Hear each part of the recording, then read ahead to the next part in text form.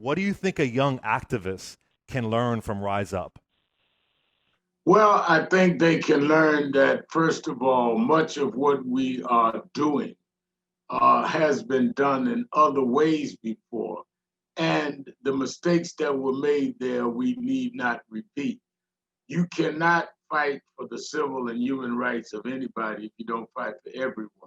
And I think that we have a time in history that's pregnant with possibilities if we build an intersectional movement. So it's not just for one silo. It's blacks and it's women and it's LGBTQ and it's whites that are progressive. And we don't all have to pass a purist test.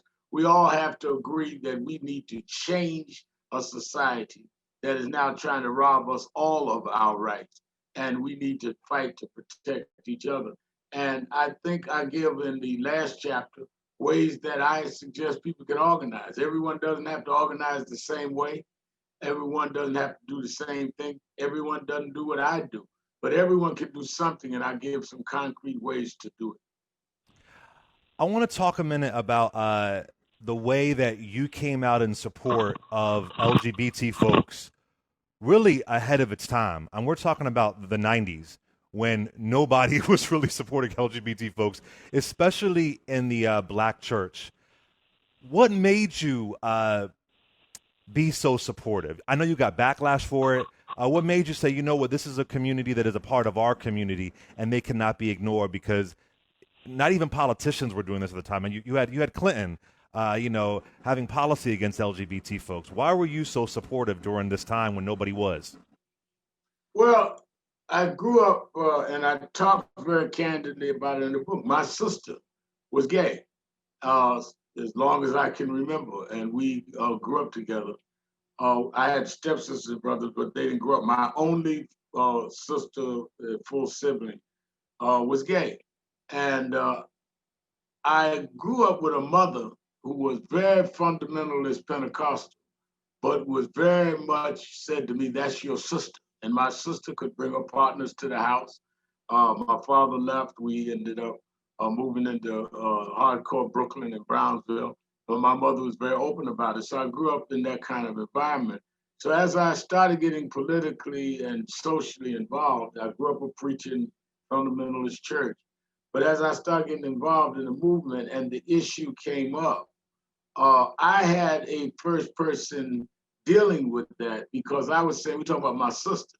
So I was very open to it. I remember that I was a associate editor of the school newspaper when I was in Tilton High School. And I went and interviewed Allen Ginsberg, who was a noted poet at the time, who was gay. And people at the church were saying, "How could you go do that?" And I said, "How can I go do what?" I never understood that. What was the discomfort? There were gays in our church, but it was like, don't ask, don't tell, they act like they're not gay.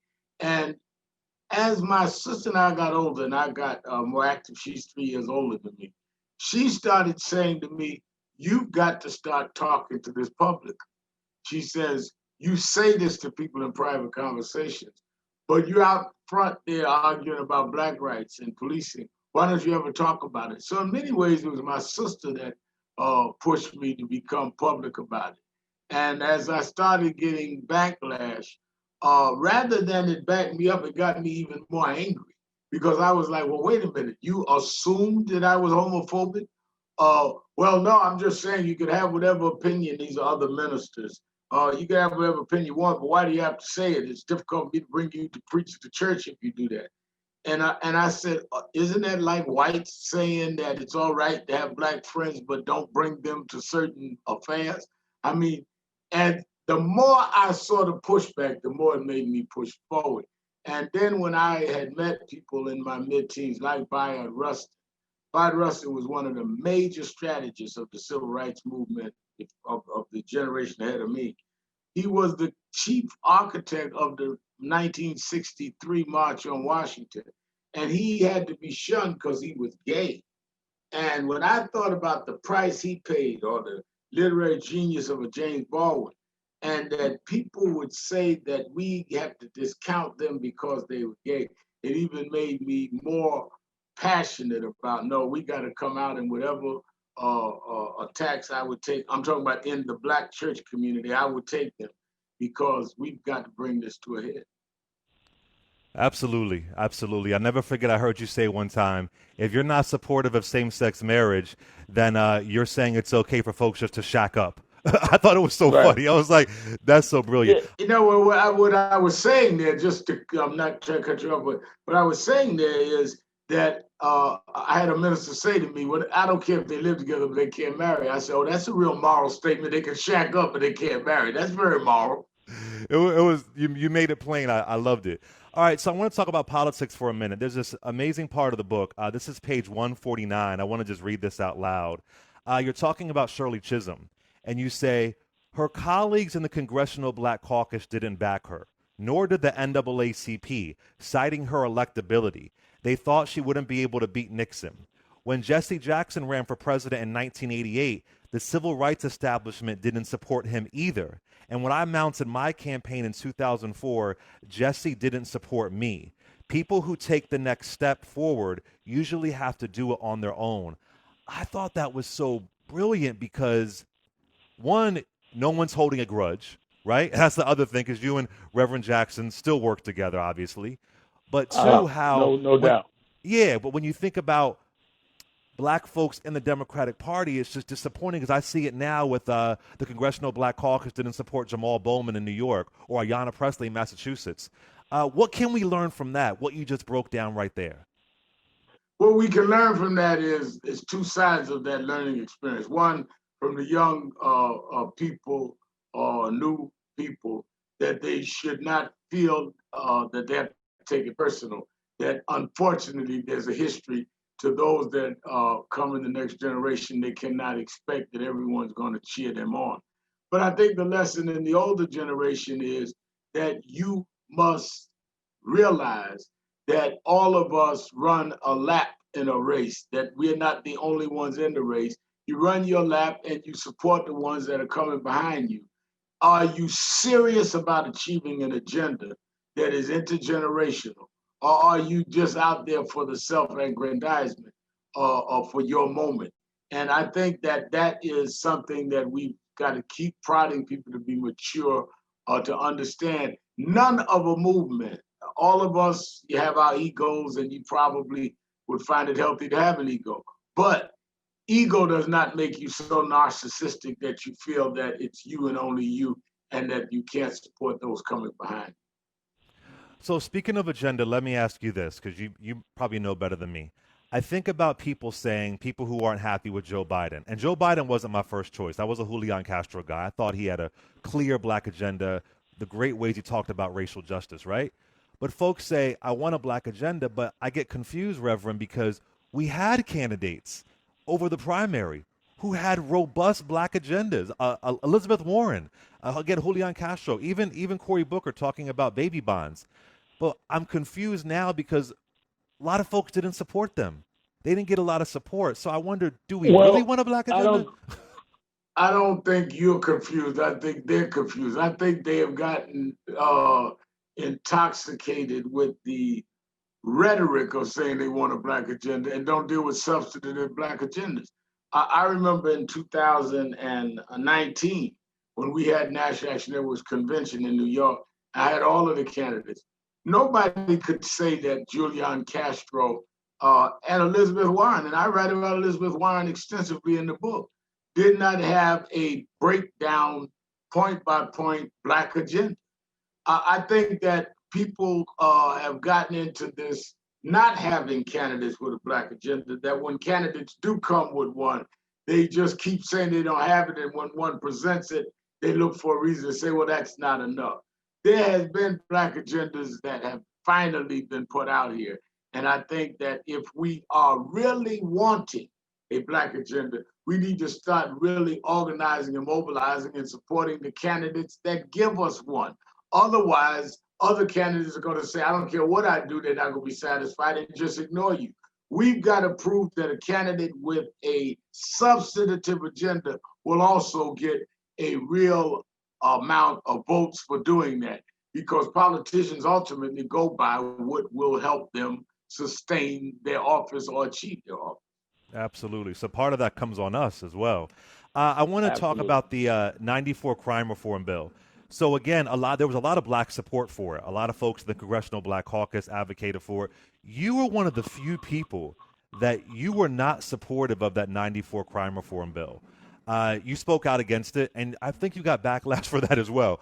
But my question is the fault of mass incarceration, does it fall all on that crime reform bill? Does it fall all on Joe Biden? Or do we have to look back to Reagan and Nixon and all of that? Well, I think it definitely starts with Reagan and Nixon. It became part of the Just Say No campaign of the Reagan years. Nixon, who ran on law and order, and I think that there was a basketball star named Lynn Bias who died from using crack, and it really brought crack home to our community, outside of our community, to the public. But we knew that it was almost at epidemic proportion. And I think some of the Congressional Black Caucus, some of the black mayors, and Joe Biden and Bill Clinton overreacted with the crime bill, with these mandatory sentences for crack cocaine, less for loose cocaine.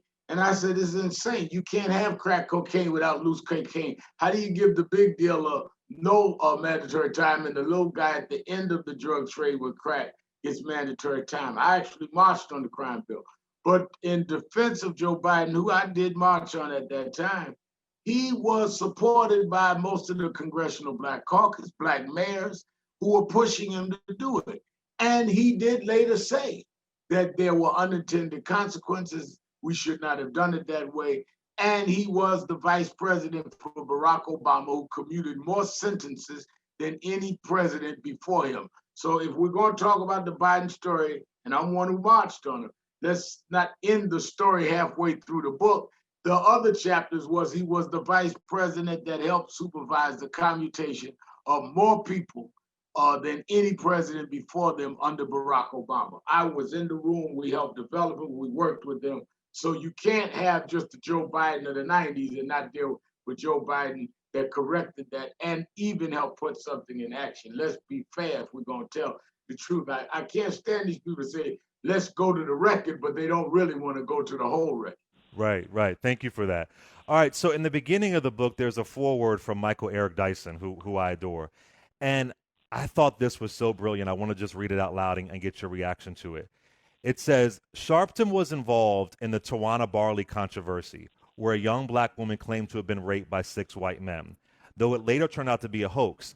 Amid the firestorm of criticism of the civil rights leader, meaning you, few pointed out then, and few have said since, that Sharpton's greatest fault may have been that he took Brawley seriously and at her word. As the motto of the Me Too movement suggests, Sharpton believed a young black girl making an accusation of sexual abuse. He did it long before social media hashtags and the concentrated demand in the broader culture for gender justice. I've really never seen it laid out in that way before. You got a lot of heat for that, but that is absolutely true. You believed a black woman, and that's what folks are asking right now. How does that relate to today? I think it relates to today because we've got to always remember that, and I tell this to young activists in National Action Network and even outside, that you have to start with the right premise to get to the right conclusion. If we stand up for victims, sometime a victim may be wrong. The issue for us is we are not the prosecutors or the defense attorney. The issue for us is to make sure that they're brought into a balanced court of justice and get a fair hearing. What I did 30 years ago at Brawley is say, this young lady made a statement, her mother believed her, 2 of the civil rights lawyers represented her, believed her, I'm going to advocate for her. Now, maybe I use language that I wouldn't use now, but I was passionate about it, like I am right now about Breonna Taylor or George Floyd. You and I don't know in the George Floyd trial, there are 3 police already charged. What's going to come out in the trial about George Floyd? It doesn't matter. It doesn't give you the right to put your knee on somebody's neck. and it doesn't make me wrong for believing them and ask me to apologize if something unsavory comes out from a victim. A victim is still a victim. If the victim is lying, then let's go to the court of law and prove that. And the thing that was so crazy to me about all the years, well, why don't you apologize for believing in a girl? Do prosecutors apologize if they lose a case? They charge people, go to court, and the jury say, I don't believe you. Prosecutors say, I lost the case, you move on. So I think that we've got to be careful. We do due diligence. But if I'm sitting there with somebody's lawyers, civil rights lawyers, and they say we've checked it and it's right, then what are you angry about? What you're really angry about is you really don't want activism at all. Yes. So last question I got to ask you, is it frustrating at all that some people in the hip hop community give you more heat than they give Kanye West sitting with the president and wearing a MAGA hat? I just see some I irony think there. I think you are right on. I think that it shows some of their hypocrisy because I think when you become a figure, you're gonna get shots at. Some of the hip hoppers take shots at me because I get on them about using misogynist and racist terms. So it's not like it's not exchange of fire. Because a lot of them have been my friends down through the years, but when I came out saying you've got to stop this misogynist and racist language. I can't fight Imus and then you run around doing the same thing. And so some of that is that. But it shows the hypocrisy that a lot of the hip hop community, I'm talking about the fans ought to say, is wait a minute. Reverend Al's out there for us. Kanye's in the Oval Office, and here's your fellow guy, and I've not seen one of them, not one, take a shot at him. So are you really speaking for the people, or is this really that you got personal things because the man jumped on your lyrics and you giving a pass to a guy that would stand up there for Donald Trump? Absolutely. I mean, and the way he's insulted Harriet Tubman and Nat Turner and insulting Black history, my goodness. Said Harriet Tubman was helping bringing him back to save. I mean, he dug in and not one word, not one lyric. I'm waiting to hear it. Not a word. Crickets.